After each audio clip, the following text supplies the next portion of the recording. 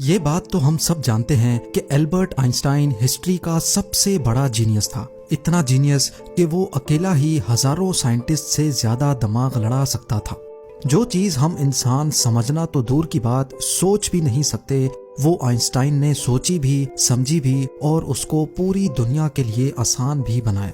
Albert Einstein ایک physicist تھے جنہوں نے تھیوری آف ریلیٹیوٹی، E=mc² اور فوٹو الیکٹرک ایفیکٹ کے لاز بنا کر پوری دنیا کو حیران اور پریشان چھوڑ دیا تھا، اور اس کی وجہ سے ہی ان کو نوبل پرائز سے بھی نوازا گیا۔ ان کی ایکسٹرا آرڈنری سوچنے اور سمجھنے کی صلاحیت دیکھ کر لوگ سمجھتے تھے کہ آئنسٹائن کے پاس ایک اسپیشل برین ہے جو ہم عام انسانوں سے کافی زیادہ مختلف ہے۔ اس بات کا خود آئنسٹائن کو بھی اندازہ تھا، اسی وجہ سے وہ نہیں چاہتے تھے کہ مرنے کے بعد ان کی باڈی کے کسی بھی حصے پر ریسرچ کی جائے، بلکہ انہوں نے تو یہ انسٹرکشنز دے رکھی تھیں کہ مرنے کے بعد ان کی باڈی کو جلا کر راکھ کر دیا جائے۔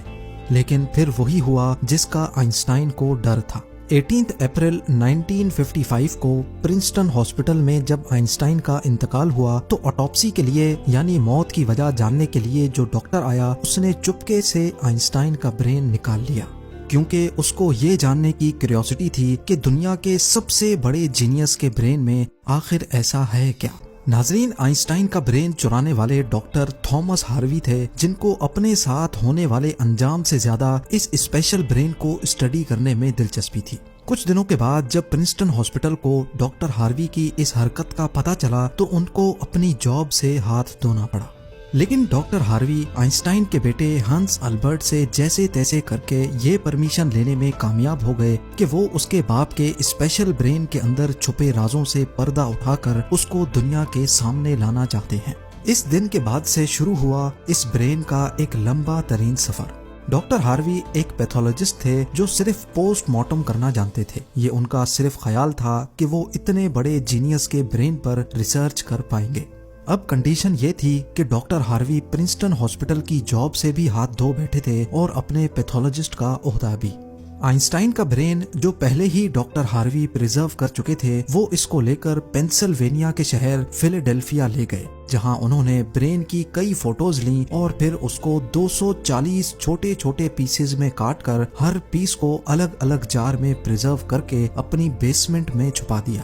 اسی مسئلے کو لے کر ڈاکٹر ہاروی کا اپنی بیوی کے ساتھ کئی بار جھگڑا ہوتا رہتا تھا، کیونکہ ان کی بیوی اکثر یہ دھمکی دیتی تھی کہ وہ اس برین کو اٹھا کر کہیں پھینک دے گی۔ ایک دن جھگڑا اتنا بڑھ گیا کہ دونوں میاں بیوی کو ڈائیورس لے کر الگ ہونا پڑا، اور ڈاکٹر ہاروی برین لے کر کینزس کے شہر وچٹا چلے گئے، جہاں وہ ایک بایولوجیکل ٹیسٹنگ لیب میں میڈیکل سپروائزر کی نوکری کرنے لگے، اور یہاں وہ اپنے فارغ ٹائم میں آئنسٹائن کے برین پر خوب اسٹڈی کرنے کی کوشش کرتے۔ اس کے بعد کئی بار وہ الگ الگ جاب چھوڑ کر مختلف شہروں میں یہ برین لے کے گھومتے رہے۔ کئی سال گزر چکے تھے لیکن ڈاکٹر ہاروی آئنسٹائن کے برین پر کچھ خاص ریسرچ نہ کر سکے، الٹا ان کا میڈیکل لائسنس ہی کینسل کر دیا گیا، اور نوبت یہاں تک آ گئی کہ ان کو ایک پلاسٹک کی فیکٹری میں جاب اسٹارٹ کرنی پڑی۔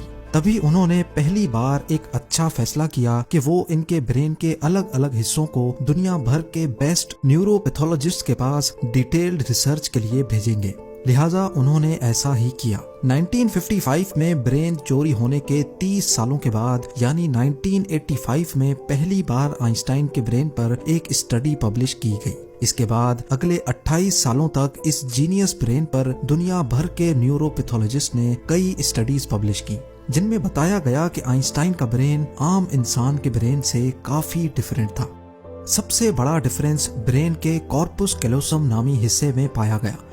اب یہاں یہ جاننا ضروری ہے کہ انسانی برین 2 الگ الگ حصوں میں ڈیوائیڈڈ ہوتا ہے۔ انسان جو بھی کام کرتا ہے وہ برین کے ایک حصے میں پہلے پروسیس ہوتا ہے، اور پھر برین ہمارے جسم کے اس حصے کو سگنل دیتا ہے۔ لیفٹ برین ہمارے جسم کے رائٹ حصوں کو کنٹرول کرتا ہے، جبکہ رائٹ برین ہمارے جسم کے لیفٹ حصے کو کنٹرول کرتا ہے۔ اس کے علاوہ 90% انسانوں کا لیفٹ برین بولنے، سمجھنے، میتھمیٹیکل کیلکولیشنز اور رائٹنگ یعنی لکھنے کے دوران کام کرتا ہے، جبکہ رائٹ برین کے پاس کریٹیوٹی، شیپس کو پہچاننے، آرٹ اور میوزیکل اسکلز کی ذمہ داری ہوتی ہے۔ اب آپ بھی یہ سوچ رہے ہوں گے کہ اس سب میں کارپس کیلوسم کا کیا کام ہے؟ فرض کر لیں کہ آپ کی بورڈ پر ٹائپنگ کر رہے ہیں یا پھر موبائل فون پر.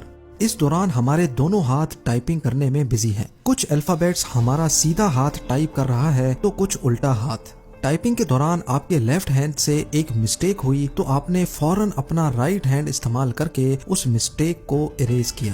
تو اس کا مطلب یہ ہوا کہ جب ہمارے رائٹ برین سے مسٹیک ہوئی تو اس نے لیفٹ برین کو فوراً سگنل دے کر وہ مسٹیک ٹھیک کروائی. برین کے دونوں حصے آپس میں جس چیز کے تھرو کمیونیکیٹ کرتے ہیں اس کو کارپس کیلوسم کہا جاتا ہے. اور آئنسٹائن کا کارپس کیلوسم عام انسانوں کے مقابلے میں کچھ زیادہ ہی بڑا تھا. یعنی ان کا لیفٹ اور رائٹ برین کا آپس میں بہت اسٹرانگ کنیکشن تھا، جس کی وجہ سے آئنسٹائن ایک ہی وقت میں کافی کمپلیکس پرابلمز اور سچویشنز کو امیجن کر سکتے تھے. کارپس کیلوسم کے بڑے ہونے کے علاوہ آئنسٹائن کے برین کا پیٹرن بھی عام انسانوں سے کافی مختلف تھا، اور ریسرچرز کا ماننا ہے کہ اس کی وجہ سے برین میں نیورونز کا فلو کافی بہتر تھا. نیورونز کے اچھے فلو ہونے کا مطلب ہے کہ ان کی میتھمیٹیکل کیلکولیشنز کی پاور کافی زیادہ اسٹرانگ تھی. Albert Einstein complex mathematical problems کو بغیر پین اور پیپر کے اپنے دماغ کی مدد سے ہی سالو کرنے کی قابلیت رکھتے تھے. نیورونز زیادہ ہونے کی ایک اور وجہ بھی ریسرچ پیپرز میں بتائی گئی. جب آئنسٹائن کے برین کا وزن کیا گیا تو اس کا وزن 1230 گرام تھا، جبکہ عام انسانوں کا 1400 گرام ہوتا ہے. ریسرچرز کا ماننا ہے کہ ان کے برین کی لائننگ کافی پتلی تھی، جس کی وجہ سے ان میں زیادہ نیورونز پائے جاتے تھے. لیکن سب سے بڑا سوال ابھی بھی وہی تھا کہ کیا آئنسٹائن ایسے اسپیشل برین کے ساتھ پیدا ہوئے تھے یا ان کے پیدا ہونے کے بعد اس میں چینجز آئیں. جانچ کے بعد معلوم پڑا کہ البرٹ آئنسٹائن جب پیدا ہوئے تھے تو وہ پورے 5 سالوں تک بول نہیں سکتے تھے، جبکہ دوسرے بچے 2 یا 3 سال کی عمر میں بولنا شروع کر دیتے ہیں.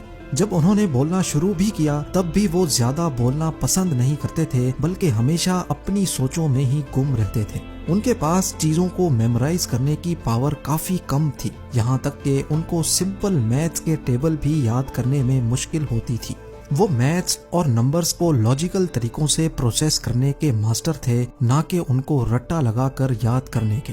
اسکول لائف میں باقی ہر سبجیکٹ میں آئنسٹائن فیل ہوتے تھے، صرف میتھس اور سائنس وہ واحد سبجیکٹس تھے جس میں آئنسٹائن کے نمبرز سب سے زیادہ آتے تھے. جب البرٹ آئنسٹائن 12 سال کے تھے تب ایک فیملی ٹیچر اپنی جیومیٹری کی بک ان کے پاس بھول گئے. حیرت انگیز طور پہ صرف ایک ہی دن میں آئنسٹائن وہ پوری بک پڑھ کر اپنے جیومیٹری کے کانسیپٹس کلیئر کر بیٹھے. نہ صرف اتنا بلکہ صرف 14 سال کی عمر میں ہی وہ انٹیگرل اور ڈفرینشیل کیلکولس کے ماسٹر بن چکے تھے.